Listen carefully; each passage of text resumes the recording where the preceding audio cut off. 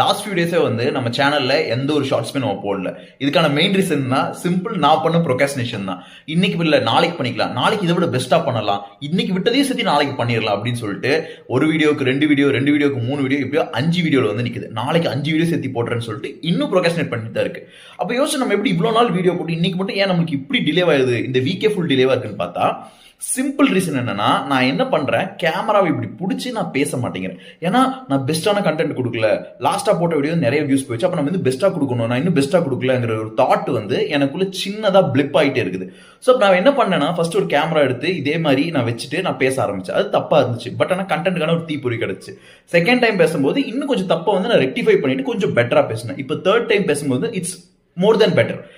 நான் எதிர்பார்த்த விஷயத்தை விட ரொம்பவே சூப்பரா தான் வந்திருக்குன்னு சொல்லலாம். ஏன்னா இதுவே எனக்கு ஒரு கண்டென்ட்டா மாறிடுச்சு.